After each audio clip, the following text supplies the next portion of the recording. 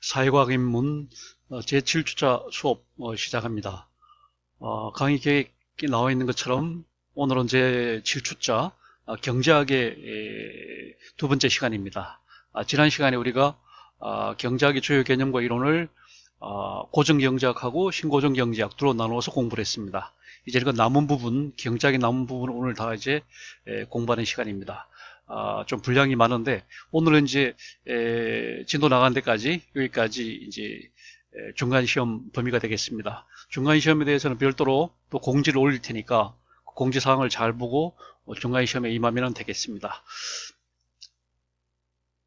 자, 우리가 지금 이제 수업 하고 공부한 것이 지금 그동안의 사회과학의 성립 과정을 우리가 이제 넷으로 나눠서 봤고, 그 다음에 이제 저 지난주에는 이제 사회과학 각 영역의 그 주요 추세들을 한번 이제 봤고, 그 다음에 이제 지난주에는 경제학의 주요 개념과 이론, 일에 대해서 공부를 했잖아요. 다시 말하면 고정경제학하고 신고정경제학에 대해서 공부를 했기 때문에 오늘 이제 남은 부분은 전체를 다 공부하면은 경제학에서 이제 사용하는 아주 중요한 핵심적인 주요 개념은 어지간한 건 다 이제 공부하는 게 아닌가. 주요한 이론도 고전, 신고전에 이어서 이제 케인즈 경제학하고 공급 경제학까지, 그 다음에 칼막스 경제학까지 우리 공부를 하면은 어지간한 경제학의 주요 그 개념과 이론을 다 익히게 됩니다. 그럼 여러분들이 앞으로 이제 그 경제학 개론이나 원론이나 아니면 경제학 심화 과정, 그 다음에 뭐 재정학이나 그 다음에 이제 더 나아가서 이제 그 응용 학문인 경영학을 공부하는데 아무런 애로사항이 없을 겁니다. 좀 분량들이 좀 많긴 하지만 여러분들이 수업 내용을 잘 이제 메모를 하고 그 다음에 책을 좀 잘 읽어서 이렇게 보충하면 되겠습니다. 그 다음 주에 우리가 이제 다음 주에 중간 시험을 보는 거죠. 그러니까 5월 5일 날 이제 5월 6일 날 시험을 보게 되는 겁니다. 그래서 그 시험이 끝나면 다시 정치학, 사회학으로 진도를 나가도록 그렇게 합니다. 자, 우리가 이제 경제학의 사회과학에 있어서 경제학이 이제 선도를 했다 이렇게 얘기를 했고, 그 다음에 경제학에 이어서 경영학이라고 하는 이제 실용적 또 경제학의 부류가 성립이 돼가지고 오늘날 굉장한 인기를 누리는 학문이 됐다 이렇게 얘기를 했고, 그 흐름을 이제 경제학, 경영학의 흐름을 크게 8개로 우리가 이제 정리를 했었잖아요. 그래서 지난 시간에 이제 그 첫째, 둘째 단계인 고정경제학하고 이제 신고정경제학을 공부했기 때문에 오늘은 그 나머지 부분들 조금 이제 분량이 많습니다.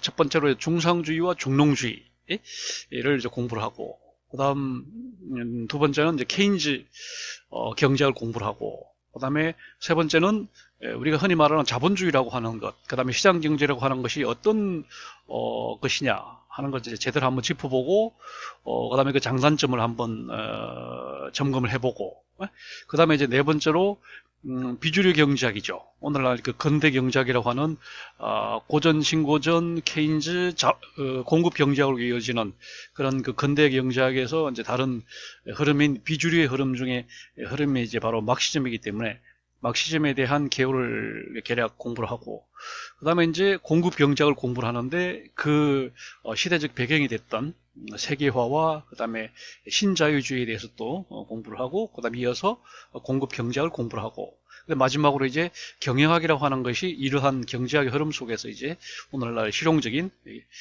경제학의 한 영역으로서 경영학이 등장했다는 것을 이제 공부하는 그런 식으로 수업을 진행하도록 하겠습니다. 자, 먼저 이제 중상주의와 중농주의를 우리가 공부를 해야 되는데, 이게 이제 책에서 보면은 우리가 제2부에서 제2부 제2장에서 중농주의를 그 얘기를 하고 있고요. 그다음에 그다음에 이제 넘어가서 그 중상주의 얘기도 이제 그 뒤에 가면 또 뒤에서 하고 있거든요. 그래서 일단 이제 중농주의하고 이제 중상주의를 우리가 공부를 좀 해야 되겠습니다. 이거는 이제 시기적으로 어떻게 보면은 고정경제학과 이제 같이 돌아가는 그런 영역인데, 특히 중상주의는 그 여기 나와 있는 것처럼 국제 경제에 관한 그 사상이죠. 중농주의는 반면에 이제 국내 경제에 관한 사상입니다. 국내 경제. 그 다음에 이제 그래서 상당히 대조적인 입장이 있는 것인데, 자, 중상주의는 이제 국제적인 이론이었고, 그다음에 국내적인 이론은 그 당시에 자유주의, 그다음에 이제 그 고전 경제학이었습니다. 그래서 어떻게 보면 잘 안 맞았었죠. 국제적으로는 이제 국가가 적극 개입하는 그런 중상주의 정책으로 가야 된다 이런 식으로 나갔던 거고, 그다음에 국내적으로는 오히려 국가 개입을 극소화시켜서 시장의 모든 것을 다 이제 위임을 해야 된다라고 하는 고전 경제학을 시켰단 말이에요. 그러니까 표리가 맞지 않는, 국내적으로는 자유주의, 국제적으로는 보호주의 이런 식으로 나갔던 그런 이념이 하나가 이제 중상주의란 말이죠.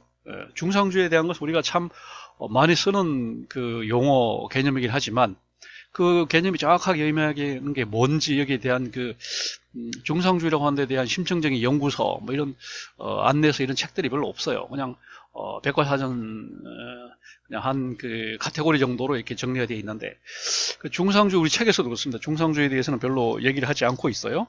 여러분이 한번 찾아서 나중에 중상주의를 따로 이제 공부를 해야 되겠습니다만은, 하여튼 그래서 중상주의를 이렇게 개략적을 좀 정리를 해보면은, 말 그대로 이제 한문으로 쓰면 상업을 중시하는 주의다, 중상주의다 이렇게 말하는 거고, 그게 이제 대응해서 나왔던 중농주의라고 하는 것은 반대죠. 농업을 중시하는 주의입니다. 그러니까 중상주의가 중농주의 이렇게 된 거죠. 중상주의는 이제 영어에 머켄틸리즘이라고 하는 말 그대로 상업주의, 머천트, 상품을 중시하는 상품 중심주의 이렇게 이제 번역할 수 있겠죠. 말 그대로 직역한다면 상품 중심주의 또는 뭐 상업주의 이렇게 얘기할 수 있겠어요. 상업을 가장 중시하는 그런 주의가 바로 중상주의입니다. 이거는 이제 그 당시 영국이라고 하는 나라가 영국이라는 나라가 이제 섬나라였잖아요. 지정학적으로 볼 때 섬나라였기 때문에 어떻게든 진출을 해야 되는, 대륙으로 진출해야 되고 시장을 개척해야 하는 그런 필요성에서 이제 중상주의라고 하는 이념이 나왔다 이렇게 얘기할 수 있는 거고, 그다음 국내적으로 볼 때도 영국이라는 나라는 스코틀랜드와 이제 잉글랜드가 계속 대립을 하고 있는 상황이고, 지금도 진행형이죠. 그 엘리자베스 그 당시에도 그런 식으로 이제 스코틀랜드와 이제 크게 보면 잉글랜드가 대립하고 있는 상황이었고, 그 다음에 아일랜드도 지금 뭐 북아일랜드는 무장투쟁을 하고 있고 웨일스까지 해서 국내적으로 잘 단합이 안 되는 그런 영국 그 국내적인 상황에서 뭐랄까 국내적인 이런 분열을 하나로 이제 결속시킬 수 있는 이념이 뭘까 이제 하나 해서 사실은 그 필요성에서 이 중상주의가 나왔다 이렇게 보면 됩니다. 국제적으로 해외 진출의 필요성, 국내적으로 통합의 필요성 때문에 영국을 지역적인 배경으로 해서 중상주의가 이제 꽃을 피웠다 이렇게 말할 수 있는 거고, 아까 말한 것처럼 이거는 이제 국내적인 어떤 경제에 대한 그 이념이라기보다는 국제적인 국가 간 교역 뭐 여기에 대한 그런 이념 사상이 되겠습니다. 이 중상주의 핵심은 바로 수출은 장려하고 수입은 억제함으로써 무역 흑자를 금의 형태로서 축적하자 이렇게 이제 내세운 게 바로 중상주의입니다. 그 당시에는 이제 금본위 시대였기 때문에 다시 말하면 그 나라의 부의 수준은 금이 얼마나 많으냐 이걸 이제 좌우하는, 영국과 프랑스가 누가 부자냐 그러면 어느 나라의 금이 많냐 이걸 가지고 이제 사실은 가늠했기 때문에 그 당시에는 금만이 이제 유일한 그 가치 척도가 됐던 거죠. 최근에 와서 지금 금값이 엄청나게 국제 금값이 많이 오르고 있잖아요. 지금 이제 이번 뭐 코로나 사태나 뭐 이렇게 해갖고 다른 그 뭐랄까 화폐에 대한 불안 심리 때문에 금에 대한 지금 그 선호가 굉장히 높아지고 있고, 금값이 앞으로 뭐 한 2배 이상 더 오를 것이다 이런 말도 있습니다. 그래서 보다 안정적인 이제 자금 관리를 하는 사람들이 금괴, 골드바에 대한 또 수요가 많아지고 있는데, 그 당시에는 이제 이런 차원이 아니라 원초적인 그 이제 무역 시대였으니까 오늘 말하는 미국 달러처럼 무슨 기축 통화가 있는 것도 아니고 그러다 보니까 결국은 금을 가지고 이제 화폐 척도로 삼을 수밖에 없어서 그 당시에 우리는 그런 체제를 우리는 금본위제다 이렇게 말하는 거죠. 금본위제다 이렇게 하는 거죠.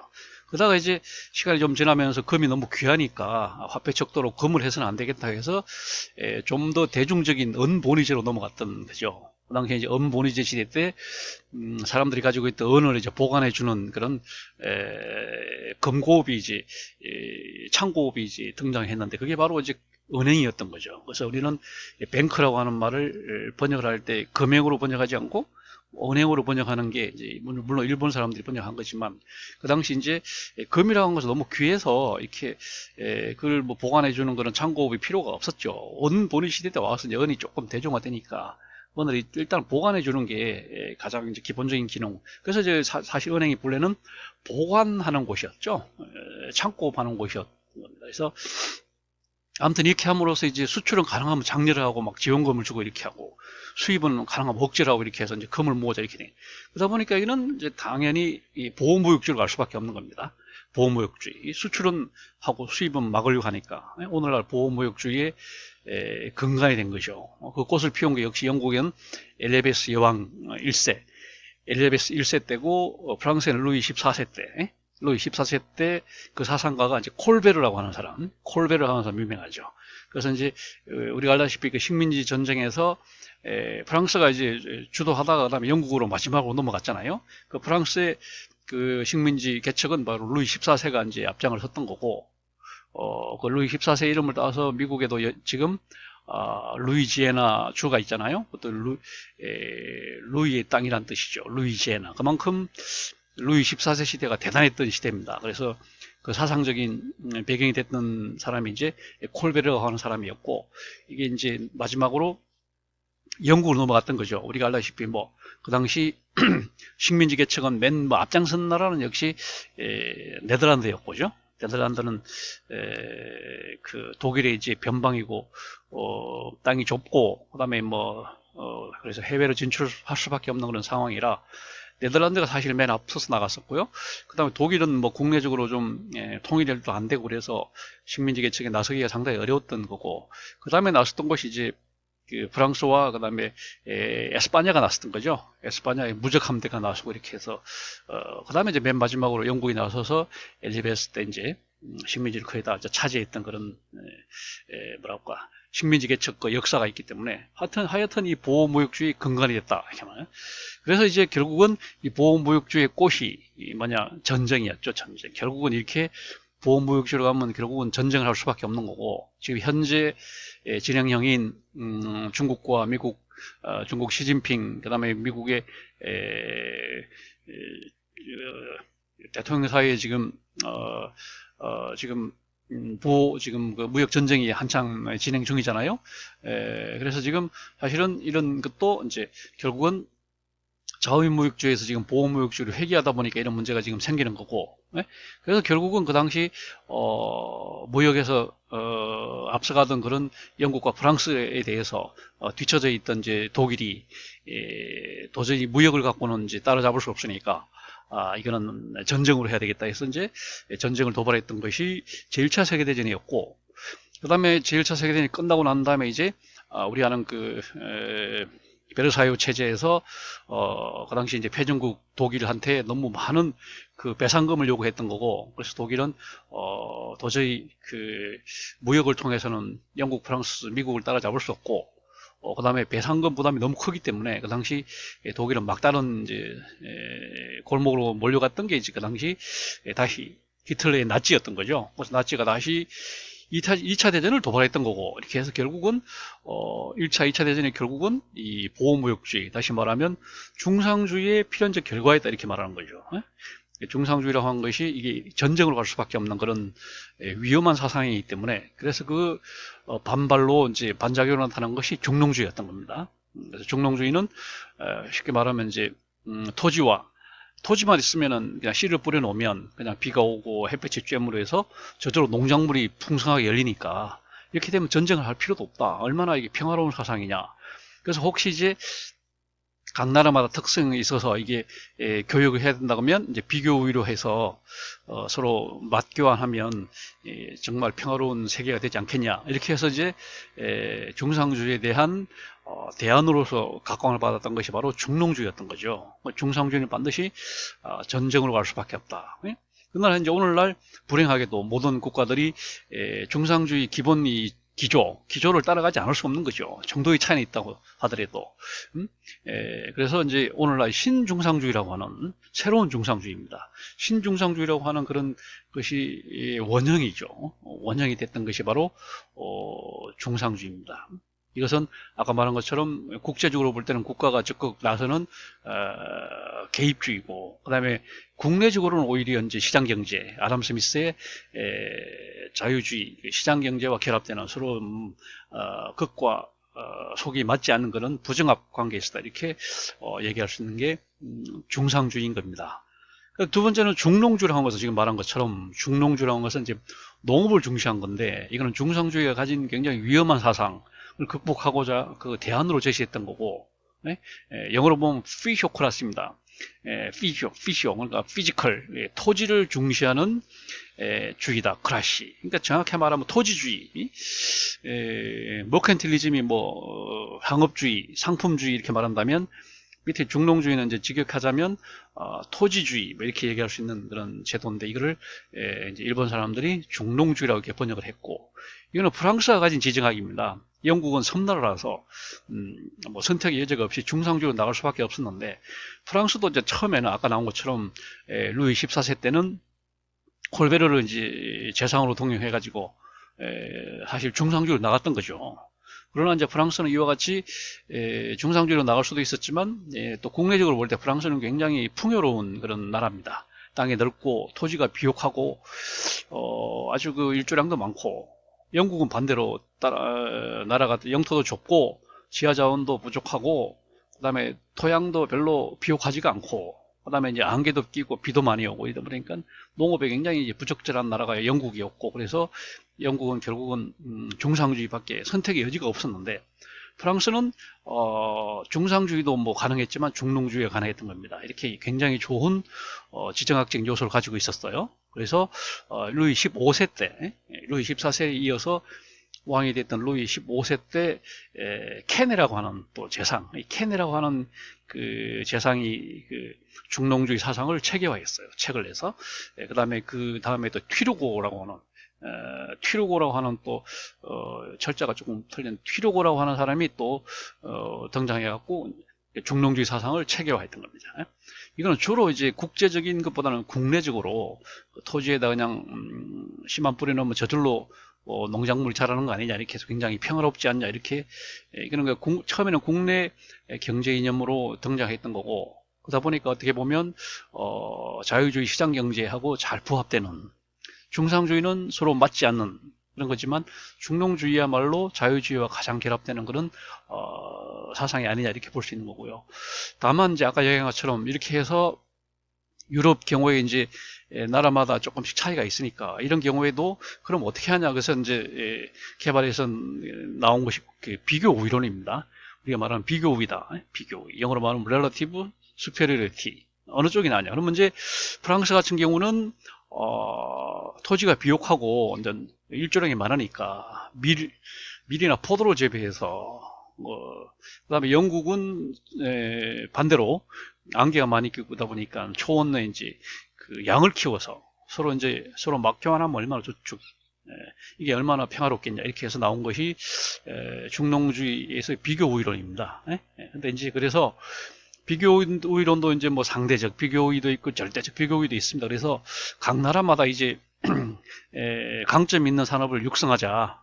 대한민국은 예를 들면 뭐 자동차와 반도체를 하고, 그다음에 프랑스는 와인을 생산하고, 그다음에 향수를 생산해서 막교환하자, 이런 식으로 하는 건 대체로 이제 우리가 말하는 그 상대적 비교우위잖아요. 절대적 비교우위는 또 다른 방식이 있습니다. 그 원가를 이제 계산해서 한국에서 포도주를 생산하고 한국에서 반도체를 생산하고 두 개를 비교해서 어떤 게 더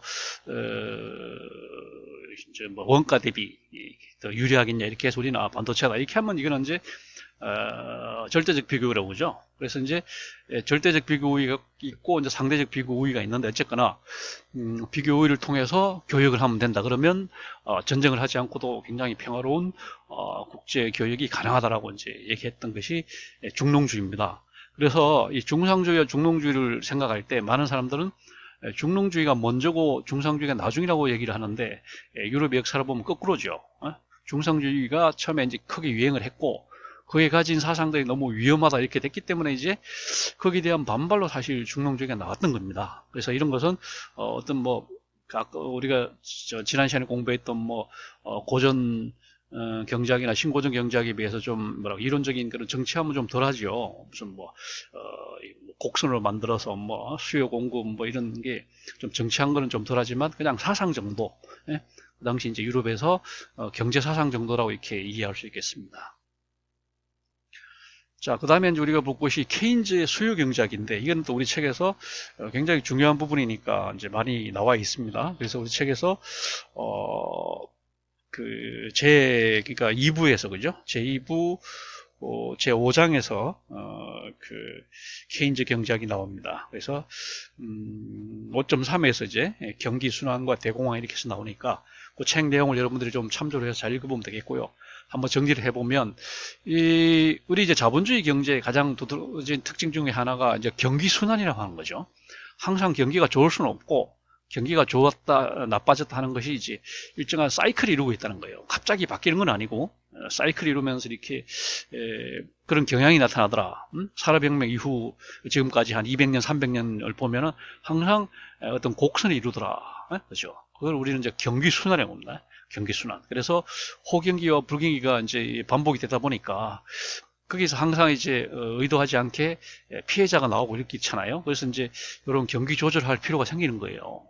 의도하지 않게. 의도한 식으로 가면 괜찮은데 의도하지 않게 이제 손해를 보는 사람이 나오기 때문에 국가가 개입을 해야 되고, 그 다음에 이제 두 번째는 자본주의 경제의 두 번째 문제점은 경기 순환의 결과이기도 하지만 항상 계절적 실험만 있는 것이 아니고 자본주의 경제는 항상 실험 문제를 해결할 수가 없다는 두 가지 문제가 이제 가장 큰 문제점이 되는데, 이 경기 순환이라고 하는 게 있어서 자본주의 경제는 지금 말한 것처럼 가장 이제 경기가 좋은 것을 우리는 호황이다 거지. 좋을 호자와 상황이라고 해서 좋은 상황이다. 이게 가장 좋은 경제 상황을 말하고, 가장 나쁜 경제 상황이 지금 나온 것처럼 대공황이에요. 공황 중에서도 대공황, 큰 공황이란 거죠. 그렇지 않습니다. 그래서 한번 각 단계를 보면 호황을 이와 같이 좋은 상황을 호황이라고 그러고, 그것보다 조금 나쁜 상황을 호경기, 햇볕이 드는 기운, 이 경자가 이제 햇빛이 든다는 거죠. 좋은 햇빛이 드는 기운, 이걸 우리는 호경기다 이렇게 말하는 거고, 그 다음에 이제 햇빛이 잘 안 드는 경기, 구름이 좀 끼고 이런 굉장히 불경기다. 햇빛이 잘 안 드는 경기다 이렇게. 그 다음에 그것보다 좀 더 나쁜 게 불황, 전혀 아닌 상황, 호황이 아닌 상황을 우리는 불황이라고 그러고, 불황보다 좀 더 골이 깊은 상황을 이제 공황이라고 해서 공황이란 말은 공자는 공포스럽고 황량하다는 거지. 황량. 예? 불황할 때 황자고 공황할 때 황자는 한문이 다르죠. 불황은 호황이 아닌 경우고, 공황은 공포스럽고 황량한 거, 삭막하고 으시시한 거, 공포스럽고 으시시한 거를 우리는 공황이다 이렇게 말하는 거예요. 공자가 이제 무시무시하다, 공룡, 공포심 그런 공자고, 황자가 황량하다, 삭막하다, 으시시하다 이 뜻이네. 공황. 그러니까 공황입니다. 그래서 그 공황 중에서도 가장 큰 공황을 이제 대공황이라고 그러고, 우리 자본주의 역사에서 가장 큰 세계적인 대공황은 1929년이었잖아요. 29년. 지금도 우리는 생생하게 기억하죠. 거의 100년이 다가오고 있죠. 앞으로 한 9년만 지나면 아마 대공황 100주년 뭐 이렇게 해서 무슨 또 행사가 있을지 모르겠는데, 자본주의 역사상 최대의 최악의 상황이 바로 대공황이었다. 그래서 우리는 대공황을 영어로는 The Great Depression이라고 합니다. 최대 공황이다 이렇게 말합니다. 자, 그래서 우리 자본주의 경제가 이렇게 경기 순환을 피할 수가 없고, 또 경기 순환과 묘하게 이렇게 맞아 들어가는 것이 전쟁입니다. 세계 1차, 2차 대전도 그랬고, 그 다음에 베트남 전쟁, 한국 전쟁, 할 것 없이 하여튼 모든 전쟁이 이 자본주의 세계 경제의 경기 순환과 묘하게 연관되어 있다는 거예요. 그래서 이제 다시 말하면 전쟁이 경기에 영향을 받기도 하지만 또 경기가 또 전쟁에 영향을 받거든요. 그래서 이게 서로 상관관계가 있는데 참 묘할 정도로 맞아 들어간다는 거죠. 그래서 그 당시 이제 상황은 제1차 세계대전이 끝난 상황이었잖아요. 그러니까 전쟁이 딱 끝나니까 일단 군수품이 팔리지가 않으니까 대수요가 이제 폭락을 하는 거죠. 군수품과 군수품에 들어가는 그 납품 모든 것들이 일체 팔리지가 않으니까 그러니까 뭐 경기가 완전히 뭐 그 대공황이 밀어 닥쳐버린 겁니다. 그래서 이제 그걸 타개하고자 다시 제2차 대전이 벌어졌던 거고, 또 제2차 대전 때 경기는 좋았죠. 2차 대전이 끝나면서 또 세계 경제가 또 한 번 불황이 오는 거예요. 그래서 그걸 극복하고자 한국 전쟁이 난 거고, 또 한국 전쟁이 끝나고 나서 또 불황이 오니까 베트남 전쟁이 시작한 거고, 베트남 전쟁이 끝나니까 또 쿠웨이트 전쟁, 아프간 전쟁, 계속 이 전쟁을 이어가면서 세계 경제가 불황으로 떨어질 때마다 이제 국면 전환을 시도했던 게 이제 세계 자본주의 흐름이에요. 그래서 우리가 이를 뭐 의도적으로 음모론으로 이게 풀이할 수도 있지만 꼭 그렇게 안 보더라도 자본주의 경기 순환하고 이 전쟁과는 묘한 관계가 있다. 전혀 무관한, 아주 어떤 게 원인이고 결과인지, 어떤 게 목적이고 수단인지 모르겠으나 하여튼 아주 잘 맞아 들어가고 있다, 이렇게 얘기를 할 수 있겠습니다. 자, 우리가 케인즈 경제학이 바로 이런 국면에서 등장이 됐는데, 케인즈라고 하는 사람이 자기 이론으로 이제 제시를 했죠. 우리가 말하는 것처럼 왼쪽에 있는 이 그림이 수요 공급 곡선이잖아요. 우리가 지난 시간에 공부한 것처럼 아담 스미스 때 고전 경제학 때 이 공급 곡선이 만들어졌고, 그 다음에 신고전 경제학 때 이 수요 곡선이 만들어짐으로써 비로소 양날 경제가 이제 성립이 됐다, 이렇게 얘기를 했었죠. 그러다 보니까 이 균형점에서, 이퀄리브리움이 균형점에서 이제 요만한 가격이 이제 형성이 되고 요만큼 수요 공급량이 이제 일치가 돼 갖고 여기서 거래가 성립이 된다, 이렇게 말하는 것이 시장 경제의 요지입니다. 이 곡선을 가지고 이제 케인즈는 이동을 시키는 거죠. 그래서 케인즈는 그래서 수요 이동의 경제학이다, 이렇게 말합니다. 그래서 케인즈는 유효 수요론이다, 이렇게 또 얘기를 하고, 또는 유동성 선호이론이라고 말합니다. 유동성 선호, 사람들은 유동성이 뭐냐면 돈이잖아요. 사람들은 돈을 좋아한다. 이걸 이용해서. 자, 그래서 이제 그 당시 케인즈는 바로 지금 여기 말한 것처럼 곡선을 수요 곡선을 D1에서 D2로 이렇게 이동을 시키는 겁니다. D1에 D2로 이동을 시킨다는 건 이제 수요를 늘리는, 수요 곡선을 이쪽으로 이동시키는 방법은 그 당시 이제 대규모 토목공사를 한 겁니다. 정부 주도로 대규모 토목공사를 해서 사람들한테 일자리를 제공하고 그 사람들한테 돈을 주는 거죠. 그 사람들이 돈을 좋아하더라. 돈을 찾아서 오더라. 그래서 그거를 유동성 선호이론이라고 하죠. 유동성 선호이론. 그래서 그 돈을 또 이 사람들이 쓰더라, 지출하더라는 거죠. 다시 말해 수요가, 유효 수요가 창출되더라. 수요도 뭐 가수요가 있고 그 막연한 그 가수요가 있잖아요. 그 막연한 가수요는 별 의미가 없고 실제적인 수요입니다. 이펙티브한 실제적인 수요와 연결이 될 때 의미가 있다. 그래서 유효 수요는 이렇게 하죠. 그래서 이제 곡선을 이렇게 이동을 시키면 지금 나온 것처럼 거래량 Q가 Q1에서 Q2로 요만큼, Q1에서 Q2로 요만큼 거래량이, 경기가 요만큼 활성화된다는 얘기죠. 경기가 이렇게 활성화되는 그런 장점이 있더라.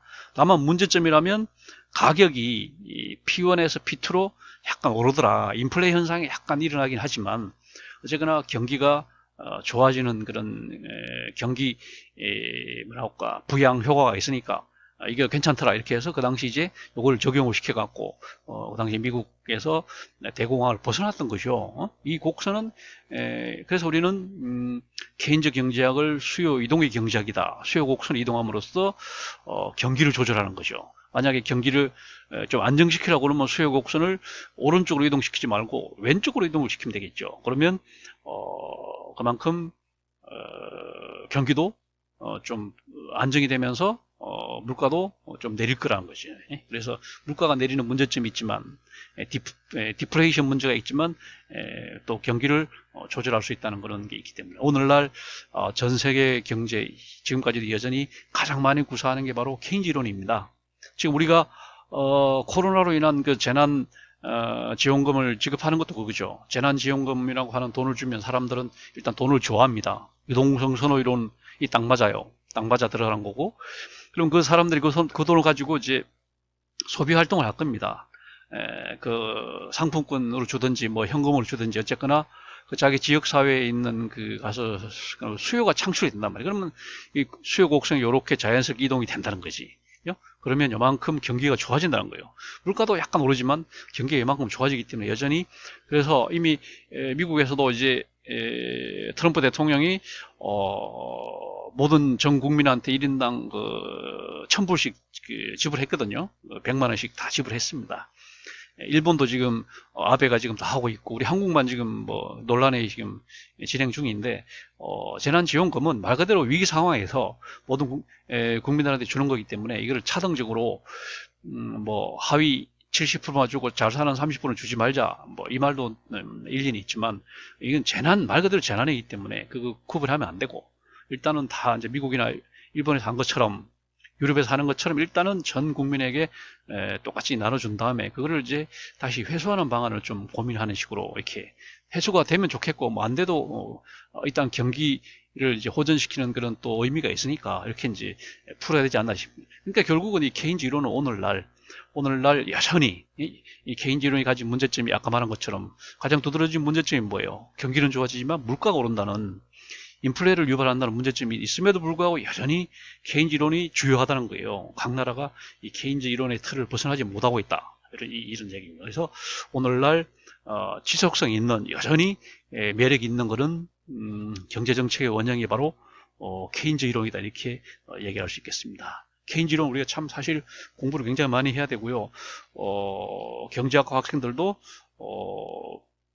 거시경제학이 거의 뭐 케인즈 이론을 벗어나지는 못해요. 케인즈 이론을 벗어나지 못하고 하기 때문에 더 많이 공부를 해야 되지만, 사실은 이 정도로 정리를 하고 넘어가도록 하겠습니다. 그 다음에 이제 다섯 번째로 자본주의와 시장경제 이해 부분이 되겠어요. 이것도 우리 책에서 이거는 제3부에서 나옵니다. 제3부 제1장부터 나와요. 131페이지부터 한 160페이지까지 한 30페이지 부분이 되는데, 이것도 사실 굉장히 중요하죠. 우리가 흔히 뭐 자본주의란 말, 시장경제란 말을 자주 하지만 진정으로 자본주의가 의미하는 게 뭐냐, 그 다음에 시장경제의 요체가 뭐냐, 이렇게 이제 분명히 따지고 뭐 이렇게 좀 구명하지 않고 그냥 막연하게 우리가 쓰는 경향이 있잖아요. 그래서 그걸 한번 짚어보는 그런 거기 때문에 그 책 내용을 좀 잘 읽어봐야 됩니다. 그래서 한번 그 중요한 내용들만 세 가지로 정리해서 한번 보겠습니다. 먼저 자본주의라고 하는 게 뭐냐? 이거 우리가 지난번에 16세기 들어서 19세기 들어서 신조어가 생겨나갖고 그 신조어 중에 하나가 이제 자본주의였다는 그런 하면서 대략 얘기를 했습니다만은, 이 캐피탈리즘이라고 하는 것이 생성되고 발전된 과정을 보면 그 당시 그러한 자본주의를 주도했던 계급을 우리는 이제 부르주아다, 이렇게 부르주아, 우리말로 번역하면 중소상공업자다, 이렇게 번역합니다. 자, 영어로 쓰면 이제 알파벳으로 쓰면 이제 부르주아 이렇게 된 거예요. 이런 얘기 했죠. 프랑스 말로 이 부르크 G까지 들어가 부르 그러면 이게 바로 성이라고 그랬잖아요. 성. 영국식으로 캐슬, 우리 말하면 뭐 남한산성, 북한산성 뭐 이런 성이죠, 성. 성 안에 사는 사람, 부르주아는 성 안에 사는 사람들, 다시 말하면 뭐라고 좀 삶의 여유가 있는 사람들. 다시 말하면 성 밖에 사는 사람들은 프롤레타리아는 성 밖에 사는 사람. 우리 조선 사람으로 말하자면 옛날에 이제 서울 사람, 한성에 사는 사람 중에 사대문 안에 사는 사람은 이제 사대문이 성으로 둘러싸여 있으니까 사대문 안에 사는 사람은 부르주아라고 볼 수 있겠고, 사대문 밖에 사는 사람들은 이제 프롤레타리아를 할 수 있겠죠. 그래서 부르주아라는 말은 바로 거기서 나오는 성 안에 사는 사람들이에요. 이 부르주아라고 하는 사람이 등장해갖고 이 사람들이 굉장히 큰 역할을 했죠.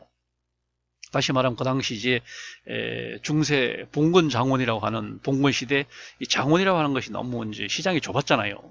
장원은 이제 테두리 안에서 자급자족 경제를 하다 보니까 이 상업이라고 하는, 또 상업을 하려면 공업이라고 하는 이런 것들이 전혀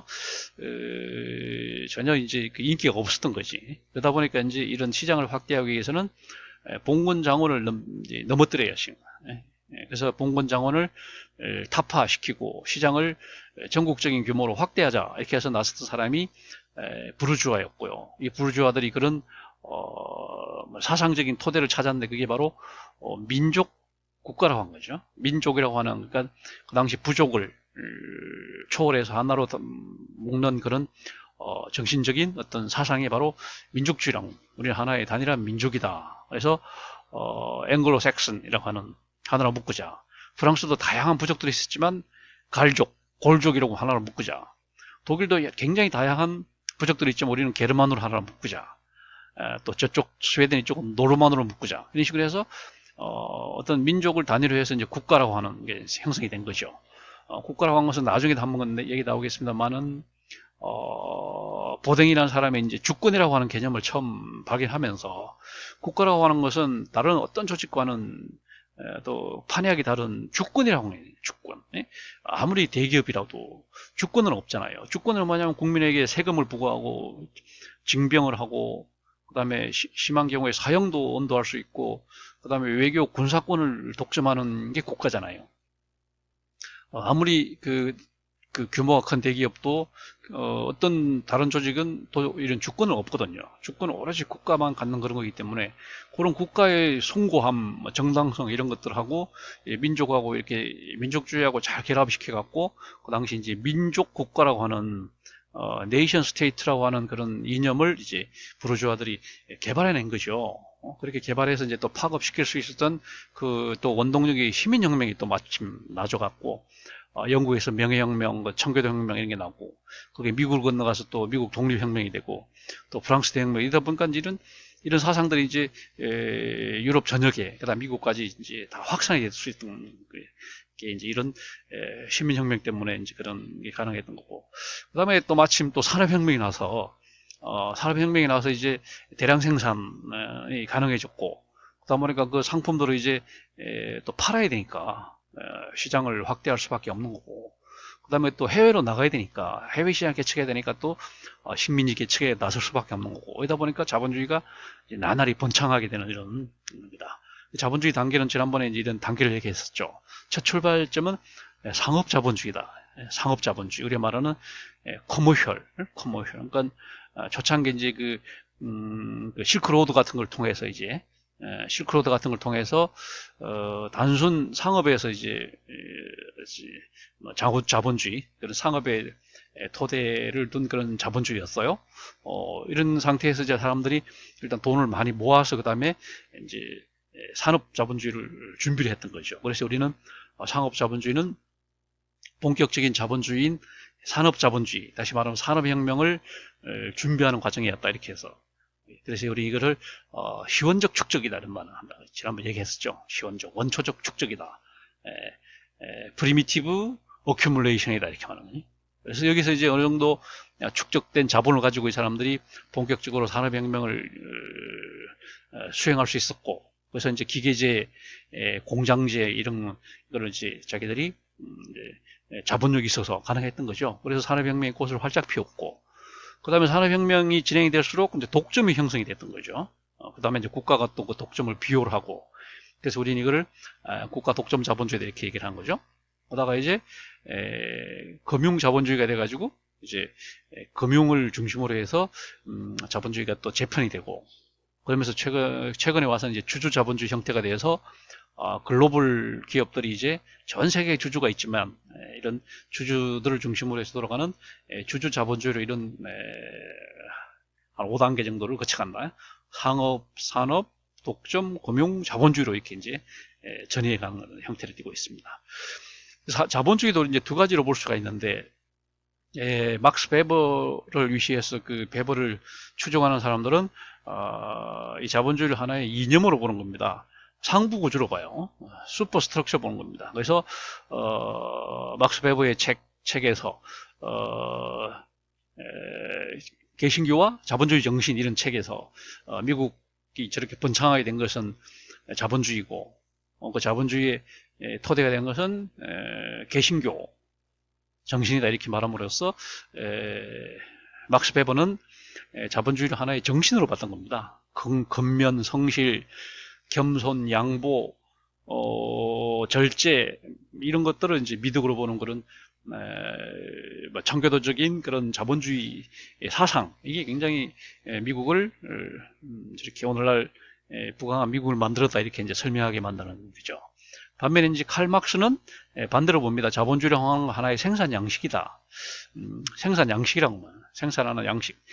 우리 중세 때 그 봉건제, 장원제가 생산 양식이었고, 그다음 고대 때는 노예제, 가 생산 양식이었듯이 근대적인 생산 양식이 바로 자본주의다 이렇게 보기 때문에 이 사람은 막시스트들은 자본주의로 이런 사상을 보지 않고 하나의 생산 양식을 보는 겁니다. 다시 말해 이윤을 추구하는 이윤 극대화를 추구하는 것은 생산 방식이다. 최소의 비용으로 최대의 이익을 얻고자 하는 그런 생산 방식이 바로 자본주의가 아니냐 이런 식으로 봅니다. 그래서 관점이 두 가지가 있다 이런 얘기를 하는 겁니다. 그 다음에 시장경제 개념은 또 우리 책에서 제3부 제1장에서 1.3에서 지금 얘기를 하는데 시장경제에 대한 가정을 우리는 대체로 이제 개인주의에 기초를 둡니다. 다시 말하면 각 개인이 이익을 극대화하면 우리 사회, 나라 이익도 극대화된다. 이런 식으로 보는 거예요. 그러니까 개인합 파이관을 보는 겁니다. 각자가 각 개인이 한 가게가 한 기업이 자기들의 그 이익을 극대화하면 결국은 국민경제 이익도 극대화된다 이런 식으로 보는 겁니다. 이건 우리는 이제 개인합적인 사회관에 이렇게 보는 거죠. 개인합적인. 이거는 다시 말하면 우리 사회 전체 이익이 먼저고 그 다음에 개인이 이익이 나중인 것이 아니고 개인이 이익을 추구하면 사회 이익은 저절로 온다 이런 식으로 보는 거죠. 사회주의는 반대잖아요. 사회주의는 사회 이익을 취해야 비로소 개인도 행복할 수 있다 이렇게 사회 전체가 행복해야지만 개인도 행복할 수 있다 이렇게 보는 게 사회주의 관점이잖아요. 시장경제 다시 말하면 자본주의는 반대입니다. 개인의 이익이 극대화되면 사회 전체 이익은 자동적으로 극대화한다고 보는 게 개인합적인 그런 사회관을 가지고 있는 거고요. 그 다음에 시장경제 가정은 두 가지 가정이죠. 경제인의 가정입니다. 모든 경제 주체들은 최소의 투자로서 최대 이익을 얻으려고 하는 합리적인 경제적 동물이다. 경제적 합리적인 동물이다. 그냥 가장 내버려 둬도 누가 시키지 않아도 누가 가르치지 않아도 다 우리가 흔히 말하는 가성비를 따진다는 거죠. 어떻게 하면 내가 적은 비용으로 많은 이익을 얻기 너무나 당연한 시장 경제는 그런 경제인의 가정을 기초에 두고 있다. 그 경제인이 가능한 것은 경제인이 될 수밖에 없는 것은 희소성의 가정이다. 이것도 지난번에 시간에 얘기를 했습니다. 모든 자원을 희소하다는 거죠. 우리가 말하는 그 자유재는 거의 사실상 존재하지 않고 다 이제 경제제이기 때문에 이 경제제는 항상 부존량이 이제 제한되어 있다는 거죠. 그래서 이제 희소성의 가정, 자원이 희소하다 보니까 거기에 처해 사는 우리 각 경제 주체들은 최소의 비용으로 최대 이익을 얻으려고 하는 경제인이 될 수밖에 없다 이런 이제 관계가 있기 때문에 경제인의 가정을 이제 두 번째로 보는 것이고 세 번째는 이제 보이지 않는 손이죠. 그냥 내버려 두면 수요 공급에 따라서 그냥 가장 이상적인 상태가 달성이 된다. 국가의 어떤 뭐랄까 잘못된 개입이 오히려 상황을 악화시킬 수도 있다 이렇게 보는 거죠. 그러니까 이제 우리가 그런 식으로 가정을 하는 거죠. 그러다 보니까 공리적으로 파레토 체제가 가능하다는 거죠. 가능하다. 그냥 시장에 내버려두면 된다. 이런 식으로 그런 것이 시장경제 개념입니다. 이런 시장경제의 장점과 단점을 한번 정리해보면은 시장경제 장점이 있습니다. 이건 일단은 이제 국가가 개입하지 않아도 된다. 공동체가 굳이 가입하지 않아도 이상적으로 돌아간다라는 점에서 좀 편리하죠. 그냥 내버려두면 된다. 그냥 어떻게 보면 뭐 불개입을 정당화할 수 있는 그런 수단이 될 수도 있는데 편리하다는 거지. 그냥 내버려두면 되니까. 두 번째는 개인의 자유를 극대화하는 자유를 구속하지 않는 이걸 하예크라는 사람이 이제 프리드리 하예크라는 사람이 얘기한 겁니다. 사회주의 이런 계획 경제는 너무 개인의 자유를 억압하니까 그냥 내버려두는 게 낫다는 거고. 세 번째는 미제스 같은 사람은 사회주의 계획 경제라고 하는 것 자체가 불완전하니까 사회주의 계획 경제가 완전하다면 좋겠지만 불완전하단 말이죠. 오히려 시장에서 그냥 자율적으로 돌아가는 것보다 오히려 더 불안정하다는 거죠. 이걸 우리가 역사적으로 동유럽 사회주의 붕괴 이런 데서 다 봤기 때문에 옛날 소련 체제에서 그걸 이미 눈으로 다 목격했기 때문에 인간이 만든 계획이라고 하는 제도가 신이 만든 그 보이지 않는 손 시장보다 못하다 이런 식으로 그 다음에 또 네 번째는 차등의 논리. 우리는 그러면 보다 능력이 있고 노력이 있고 노력도 많이 하고 그 다음에 세금도 많이 내고 국가 발전에 더 많이 기여하는데도 그러면 보상은 똑같다면 이게 불평등한 거 아니냐. 그러니까 기여 정도에 따른 차별적 보상은 맞다, 이런 식으로 보는 그런 강점이 있거든요. 그래서 그렇지만 이 또 시장 경제의 문제점은 독과점을 피할 수가 없고, 시장은 내버려두면 항상 보이지 않는 손 그렇지만 사실은 무정부 상태이기 때문에 독과점이 항상 이제 규모의 경제 이런 게 지배해서 독과점, 독점, 모노폴리, 과점, 올리고폴리 이런 게 이제 불가피하다, 이게 뭐 문제점이고, 두 번째는 정보의 한계입니다. 수요자, 공급자 사이에서도 서로 정보가 이제 불균등하고 서로 비대칭이기 때문에 항상 이제 수요자가 공급자보다 불리한 상태에 있는 거고, 그 다음에 우리는 시장에서 완전한 거리가 되려면 정보가 완벽해야 되는 거지. 그 상품의 장점, 단점, 그 다음에 앞으로 이 경기가 좋아질 건지 나빠질 건지 이에 대한 정보가 완벽하다는 걸 전제로 해서 우리가 이제 경제인의 과정을 이제 작동이 되는 건데, 이런 정보 자체가 그렇지가 못하다는 거죠, 현실적으로. 그 다음에 또 하나는 무정부성이죠. 그냥 모든 걸 시장에다 맡겨놓다 보니까 과당 경쟁이 막 서로 막 소모적인 경쟁이 그냥 막 무정부 상태가 돼가지고 그냥 이러니까 오히려 비효율성이 떨어지는. 그다음에 모든 걸 시장에 맡겨놓다 보니까 우선순위가 있는데, 이 우선순위도 그냥 다 뒷전으로 몰리고 오로지 이윤 논리, 인간적인 가치, 뭐 민주주의 이런 것도 중요한데 이런 것들은 다 묻히고 오로지 이윤 논리만 밀리다 보니까 비인간적이라는 거지. 시장이 너무 비인간적이다. 그 다음에 시장 실패. 우리 시장에 거래되는 상품들이 보면 다 그 외부성이라고 합니다. 외부성. 상품이 갖는 어떤 의도하지 않은 결과잖아요. 의도하지 않은 결과가 있어 갖고 그걸 내버려 두면 시장이 왜곡이 된단 말이죠. 시장이. 어떤 사람은 예를 들면 뭐 의도하지 않게 이익을 보는 사람이 있고, 어떤 사람은 의도하지 않게 손해를 보는 사람이 있어 갖고 그걸 적절히 이익 보는 사람들한테 이익을 환수해서 손해 보는 사람들한테 그 손해를 보상해 주지 않으면 시장은 왜곡이 되고 수밖에 없잖아요. 그러다 보니까 그 시장이 실패할 수밖에 없는.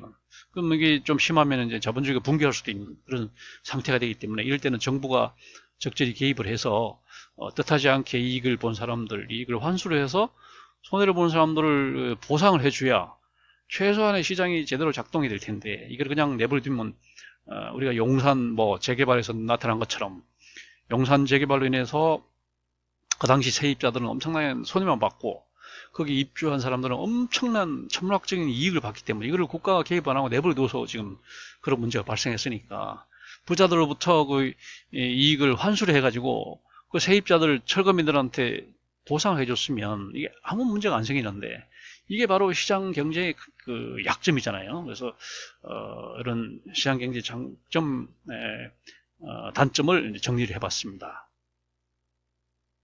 그 다음에 이제 하나가 막스 경제인데요. 막스 경제도 우리 책에서 한 챕터를 지금 할애를 해놓고 있어요. 제2부의 제3장 부분이에요. 제2부 제3장 부분을 여러분들이 잘 읽어보면 이것도 57페이지부터 한 74페이지까지 되니까 이것도 뭐 한 20페이지 이상 됩니다. 그러니까 여러분들 이걸 좀 면밀히 읽어봐야 되는데, 그걸 정리하면 이 세 가지입니다. 칼 막스 이론은 우리가 굉장히 오늘날 우리 사회과학 책에 있어서 가장 아마 영향력이 큰 사상이 막시즘이 아닌가 이런 생각을 합니다.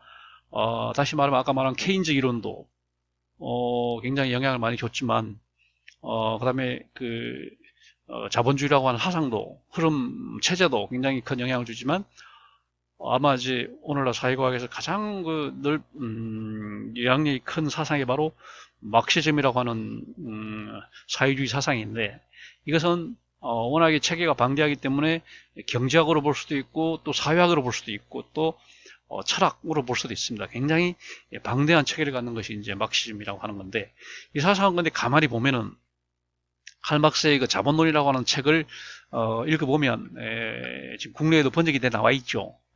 5권으로 번역이 돼서 나와 있습니다. 그 다음에 이제 원서를 볼 때도 지금 뭐 5권으로 돼 있는데, 이 책이 뭐 워낙에 어려운 책이기도 하지만 이 칼 막스 사상이 엄청나게 정치한 그런 체계를 가지고 있긴 해요.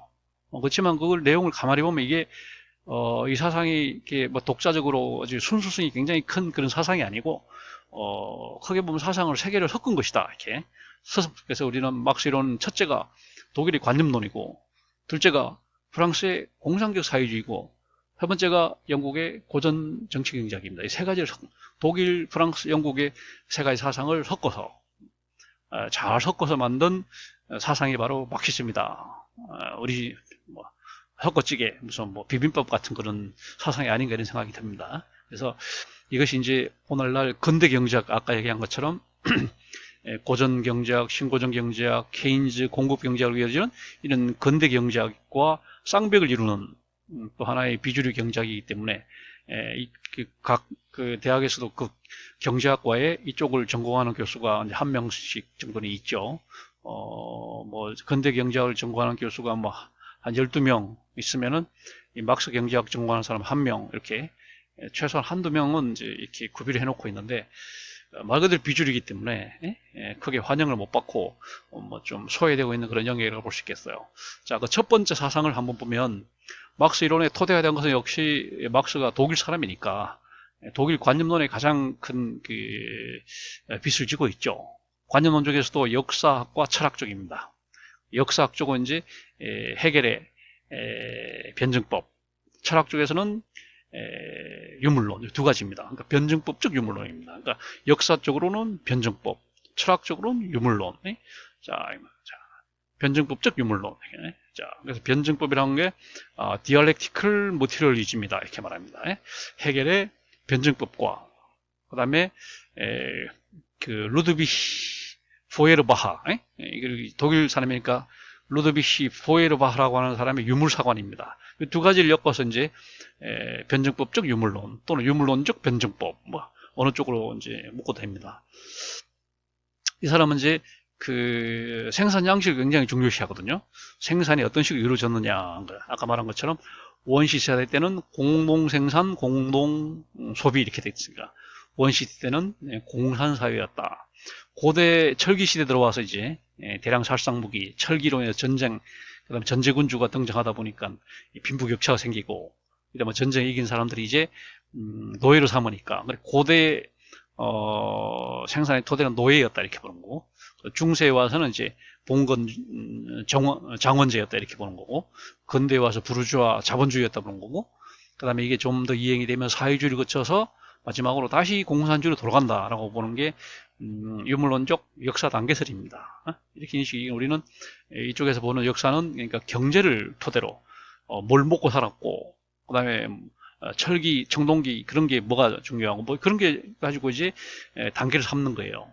이것은 우리가 지금 역사를 공부하는 정치사가 아니죠. 오늘날 우리가 한국사나 세계사를 공부할 때는 항상 왕조 중심으로 우리가 말할 때 무슨 뭐 삼국시대, 뭐 고려시대, 신라시대 이렇게 나누고 그다음에 뭐 중국에서도 뭐 청나라, 명나라, 완나라 이렇게 왕조 중심으로 이렇게 그다음에 지도자 중심으로 프랑스 같은 뭐 드골 때 뭐 이런 식으로 우리는 대체로 한국사, 세계사를 공부할 때는 대체로 왕조와 지도자 중심의 정치사를 공부를 하고 있는데 이게 중요한 것이 아니라 이 사람들이 볼 때는 그 시대 사람들이 뭘 먹고 살았고 얼마나 풍요로웠고 생활 양식이 그게 이제 중요하다 이렇게 보는 거지. 그러니까 경제사가 중요해.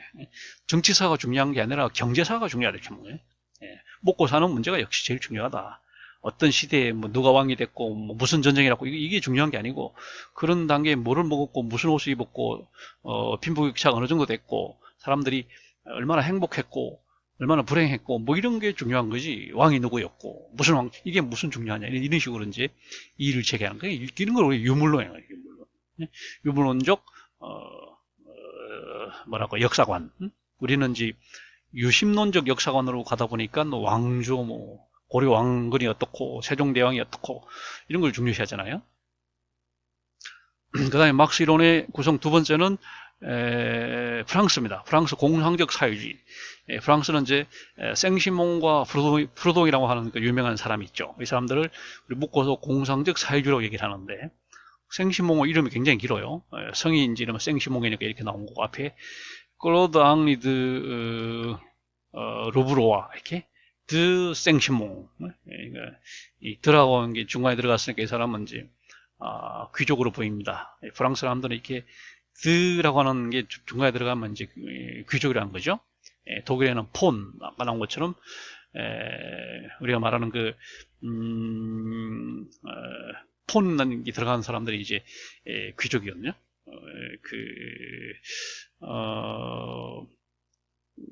그래서 이제 프랑스의 무슨 샤를 드골도 마찬가지고 샤를 드가 들어가고 그 다음에 이제 프루동이라는 사람, 이 사람들이 공상적 사회주의를 제창을 했고, 그래서 그 당시 이제 그 꼬뮤니즘, 꼬뮌이라고 하는 그런 공동체가 있었어요. 프랑스 옛날부터 꼬뮌. 그 꼬뮌이라고 하는 그 꼬뮌에서 나왔고 오늘날 커뮤니즘에서 공산주의라고 하는 말이 나왔을 정도로 프랑스는 옛날부터 이 그 공상적 사회주의 사상이 있었던 겁니다. 그거를 이제 또 칼막스가 많은 영감을 받고 그를 이념형으로 제시를 한 거죠. 이념형으로 제시를 하고. 그 다음에 이제 칼막스가 위험한 사상을 가지고 있었기 때문에 이 사람이 독일에서 추방이 됐잖아요. 그래서 이 사람이 추방이 돼서 영국 가서 이제 런던 대학에서 공부를 했어요. 그래서 거기서 공부를 하면서 이 사람이 이제 아담 스미스의 고전 경제학, 그 다음에 신고전 경제학, 경제학 공부를 많이 한 겁니다. 여기 사람이 영국의 그 고전 영국 경제학의 중요 사상 개념들을 받아들인 거죠. 그중에 핵심적인 게 노동가치설이죠. 노동가치설은 우리가 알다시피 아담 스미스와 데이비드 리카도가 이제 제시했던 고전 경제학의 핵심이 노동가치설과 잉여가치설이잖아요. 그 다음에 지대론 이런 것들을 그대로 칼막스가 그대로 이걸 이어받아요. 그대로 이어받아고 이거를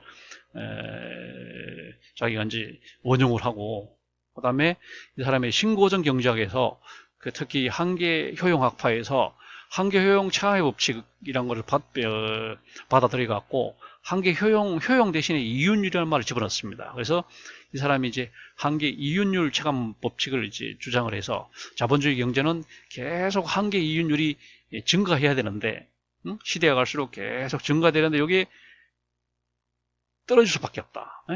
시장이 이제 포화 상태에 이르고, 그 다음에 과당 경쟁도 심해지고, 그 다음에 상품 질에 경쟁하다 보니까 내구성도 오래가고 하니까 반드시 이제 그 경기 악화돼갖고 이제 불경기가 오고, 그러다 보면 결국은 대공황이 올 수밖에 없고 결국은 자본주의 경제는 망한다, 멸망할 수밖에 없다라고 본 게 칼막스의 한계 이윤율 체감의 법칙이고, 이게 사실 상당한 설득력을 가지고 있는 얘기죠.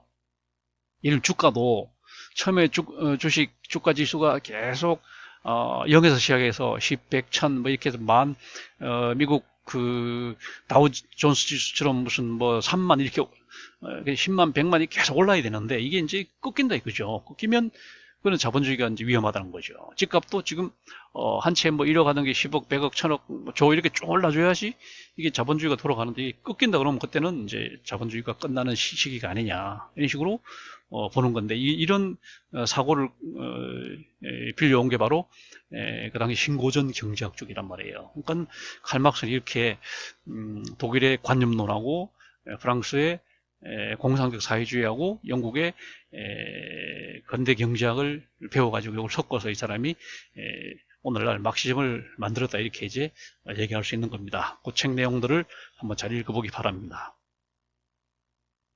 그 다음에 이제 오늘 이제 마지막 부분은 세계화와 신자유주의와 공급 경제학입니다. 공급 경제학이 이제 시기적으로 볼 땐 1980년대입니다. 미국과 영국에서 크게 영향을 미쳤고, 그 당시 미국의 그 공급 경제학은 이제 레이건 대통령 때, 로널드 레이건 대통령 때 이제 채택이 됐기 때문에 우리는 그 미국의 공급 경제학을 레이거노믹스다 이렇게 말하고, 그게 이제 영국으로 치면 또 보수당의 매그렛 대처 수상, 정확히 말하면 세처죠. 매그렛 세처인데 우리는 그냥 대처로 표기하기로 했으니까 대처리즘으로 이렇게 채택이 됐던 겁니다. 그게 이제 공급 경제학인데, 이런 공급 경제학이 제기될 수밖에 없게 만들었던 시대적 배경이 바로 세계화와 신자유주의입니다. 세계화는 뭐 역사는 오래됐습니다만은 세계화를 통해서 이제 전 세계가 자유무역을 향해 갔죠. 처음에 이제 출범했던 가트라고 하는 관세무역 일반협정, 제너럴 어그리먼트 온 테리브 앤 트레이드, 자유 관세무역 일반 협정이라고 하는 가트가 이제 여러 차례 라운드를 이제 우루과이부터 시작해서 여러 차례 라운드를 거쳐갖고 이제 마지막으로 WTO로 바뀌었잖아요. 다시 말하면 가트가 보호무역주의 상징이라면 라운드는 자유무역으로 넘어가는 중간 매개 단계고, 자유무역의 이제 대명사가 바로 WTO, 세계 무역기구인 거죠. 월드 트레이드 오가니제이션인 겁니다. 이런 과정에서 이제 뭐냐면 자유무역 시대 넘어가면서 어떻게 되냐면 국가가 개입하면 안 된다. 국가가 특정 기업을 도와주는 것은 불공정에 해당이 된다. 대한민국에서 삼성을, 현대를 도와주면 삼성, 현대가 국가의 도움을 받아서 세계 시장에서 경쟁해서 이기는 것은 불공정하다. 오로지 자기 힘으로 해야 된다. 국가는 개입하면 안 된다. 이런 식의 흐름이었잖아요. 그러다 보니까 국가는 개입하지 마라. 국가의 불개입 이렇게 됐기 때문에. 그 당시 그런 흐름을 우리는 신자유주의라는 거죠. 자유주의 옛날에 아담 스미스 시대 때 그런 자유주의와 비슷한 그런 상황이기 때문에는 신자유주의가 이제 그 당시 세계적인 흐름이 됐던 거고, 그래서 또 케인즈 경제학이라고 하는 것은 아까 말했듯이 국가가 개입을 해서 유효소유를 창출하는 거기 때문에 이거는 케인즈 경제학이 이게 너무 부작용이 많다. 국가가 개입함으로써 너무 부작용이 많으니까 국가는 손을 떼라.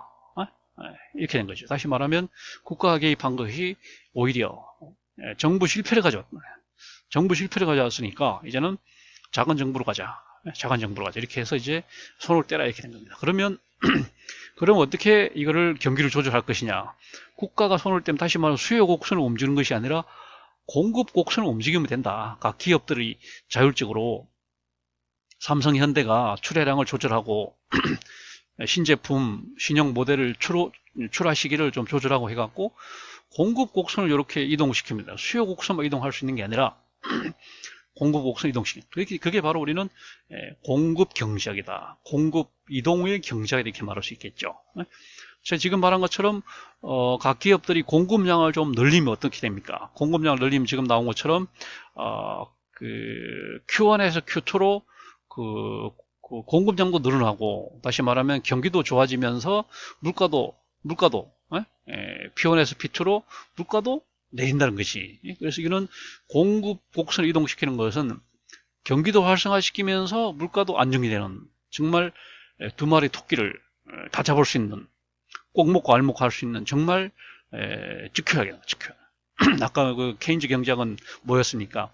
경기는 좋아지지만 반드시 물가가 오른다는 거죠. 물가가 오른다는 인플레이션의 그런 결코 두 마리 토끼를 잡을 수 없는, 물가를 잡으려면 경기가 나빠지고, 경기를 잡으면 물가가 나빠지고 오르고, 뭐 이런 문제가 있었던 게 케인즈 경제학이 가장 큰 문제였는데, 이 공급 경제학은 곡선에도 보듯이 물가도 안정이 되면서 경기도 좋아지고, 그 다음에 물가는 이런 식으로 두 마리 토끼를 잡을 수 있는 얼마나 이게 좋은 방법이냐 이렇게 해갖고, 이게 그 당시 80년대 대단히 선풍적인 인기를 끌었고 전 세계적으로 엄청나게 대유행을 했고, 그 다음에 이 사상을 낸 사람들이 뭐 노벨 경제학상도 받고 엄청났죠. 케인즈 경제학은 끝났다라고 말할 정도로, 이제 더 이상 케인즈 경제학은 없다라고 말할 정도로 어마어마한 이제 그야말로 뭐랄까요, 경제학에서의 코페르니쿠스적인 변화다 이렇게 이제 말할 정도로 이게 엄청났는데 근데 시간이 좀 지나면서 보니까 이게 쉽지 않다는 게 나온 거죠. 이거는 공급 곡선을 이동하기 되고 쉽지 않고, 그 다음에 이거를 구사할 수 있는 영역도 많지 않고, 우리가 말하는 국민 경제에다 적용할 수 있는 게 아니라 어떤 특정의 상품 같은 거, 예를 들면 뭐 모바일 상품, 뭐 스마트폰이랄지 그다음에 무슨 SUV 차량, 뭐 철고 이런 거 할 때는 이런 게 이제 조금씩 가능하다는 거예요. 근데 전체 국민 경제를 놓고 이게 쉽지 않다는 거죠. 그리고 교란 요인도 많고, 이 공급 곡선을 이동시키기 위해서 정부에서 대기업한테 엄청나게 이제 지원을 해줬는데, 대기업이 그거를 공급 곡선 이동시키는 데다가 투자하는 게 아니라 빼돌리고 뭐 이런 그런 누수 효과도 있고 뭐 이래갖고, 이게 쉽게 말하면 공급 곡선이 이론적으로는 아주 최상의 곡선인데 현실적으로 이게 이제 응용하는 범위도 제한이 있고 또 교란 요인도 많고 해서 현실적으로 별로 용도가 별로 없다. 이게 이제 최근에 와서 밝혀진 거죠. 그러다 보니까 여전히 세계 경제 정책은 재정 정책은 여전히 개인적 경제학을 벗어나고 있지 못합니다. 그러니까 요런 방식 공급 경제학은 그야말로 보조적인 수단, 그리고 아주 부분적으로 이걸 이제 쓸 것이지 전체 국민 경제를 놓고서는 이게 별 효과가 없다는 게 이제 밝혀져서 여전히 그 소리는 개인적 경제학이 여전히 아까 말한 것처럼 지속 가능한 틀이다 이런 얘기죠. 그래서 오늘날 경제 정책, 재정 정책, 그 외에 뭐 노동 정책 모든 것들이 다 개인적 경제학을 따르고 있고 아주 부분적으로 이제 공급 경제학도 따르고 있는데 이 공급 경제학은 상당히 제한돼 있어 갖고 뭐랄까 지금 말한 것처럼 신공공관리를 좀 정당화 시키는데 그런 데 활용이 돼요. 다시 말하면 뭐 규제 완화, 작은 정부, 뭐 이양과 위임 뭐 이런 거 있잖아요. 그다음에 뭐 민영화, 뭐 공기업 민영화 이런 걸 좀 정당화 시키는 좀 쉽게 말하면 약간 좀 궁색한 논리로 좀 많이 쓰이는 경향이 있습니다. 그 다음에 이제 경영학의 등장인데, 이거는 이제, 뭐, 특별히 우리가 책에서 나오는 그런 내용은 없고요.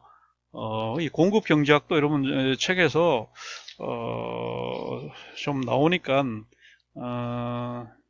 좀 찾아서 읽어보면 돼요. 지금 세계화 부분은 이제, 제4부에서 말이죠. 제1장에서 그런 내용이 나와 있으니까, 그걸 찾아서 읽어보면 되고, 그 다음에, 그 다음에 이제 신자유주의하고 그 공급경제학은 제2장에서 그죠? 제4부 제2장에서 나와 있습니다. 그래서 306페이지부터 330페이지 분량이 좀 많아요. 그래서 여러분들이 좀 읽어야 할 내용들이 많습니다. 그거 읽어보면 되고. 그 다음에 마지막 8번째 경영학의 등장. 이거는 이제 경제학을 활용함으로 해가지고 경제학에서 여러 주체들 있잖아요. 개인과 가계와 기업, 국민경제, 국가 이런 이제 주체가 있는데 경영학은 이제 주체 중에 기업 시각에서 그 기업의 경제 활동을 어떻게 하면 가장 효율적으로 미시경제학적으로 최소의 투자로 최대의 이익을 볼까 그런 관심사 노동량의 경영학이었고 그게 이제 2차 대전 이후에 테일러리즘하고 포디즘이 두 개가 결합이 됨으로써 테일러리즘에서 조직 관리하고 인사 관리, 노무 관리 이게 이제 획기적인 어떤 변화가 일어났고, 그다음에 생산 관리 측면에서 이제 포드 자동차에서 이제 컨베이어 시스템을 도입함으로 해가지고 이제 대량 생산이 가능해졌던 거죠. 그래서 이 두 가지 조직 인사 노무 관리와 생산 관리가 결합됨으로써 오늘날 경영학이 획기적으로 개발이 됐고 발전이 됐고, 그다음에 이제 다른 영역에서 개발된 무슨 수학이나 통계학이나 이런